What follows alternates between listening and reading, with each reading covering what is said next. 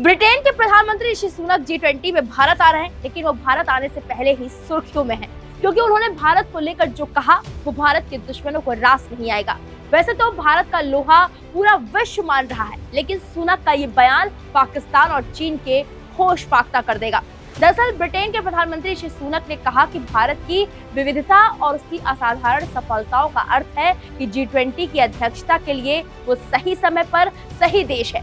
इसके साथ ही सुनक ने नरेंद्र मोदी के पिछले साल के नेतृत्व की सराहना की और कहा कि भारत को G20 की अध्यक्षता ऐसे समय मिली जब विश्व कई गंभीर चुनौतियों का सामना कर रहा है। उन्होंने कहा, भारत का आकार, विविधता और इसकी असाधारण सफलताओं का अर्थ है कि ये G20 की अध्यक्षता के लिए सही समय पर सही देश है। मैं पिछले वर्ष के दौरान प्रधानमंत्री नरेंद्र मोदी के नेतृत्व की सराहना करता हूं और भारत जिस प्रकार वैश्विक नेतृत्व कर रहा है उसे देखना अद्भुत है। प्रधानमंत्री सुनक ने आगे कहा, वैश्विक अर्थव्यवस्था को स्थिर करने से लेकर जलवायु परिवर्तन से निपटने तक विश्व की मौजूदा प्रमुख चुनौतियों का सामना करने के लिए हम G20 की अध्यक्षता के जरिए भारत के साथ मिलकर काम करेंगे। ब्रिटिश प्रधानमंत्री ने यूक्रेन पर रूसी हमले का भी जिक्र किया और कहा कि अगर रूसी राष्ट्रपति व्लादिमीर पुतिन को किसी संप्रभु पड़ोसी देश पर हमला करने की अनुमति दी गई तो पूरी दुनिया के लिए इसके भीषण परिणाम होंगे। सुनक ने कहा, विश्व के दो प्रमुख लोकतंत्रों के तौर पर हमारे लोग हमें परिभाषित करते हैं और हमें दिशा दिखाते हैं। यही वजह है कि ब्रिटेन अवैध और अकारण रूसी संक्रमण का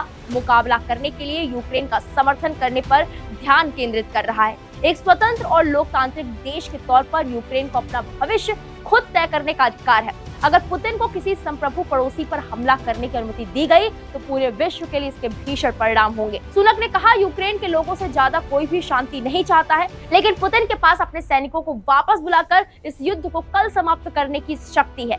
सुनक ने भारत को G20 के लिए सही देश बताया। उनके इस बयान ने दुश्मनों की धड़कनें बढ़ा दी हैं। फिर पूरे मामले पर आपकी क्या राय है, हमें कमेंट बॉक्स में जाएं और जरूर बताएं। VK न्यूज, राष्ट्र के नाम।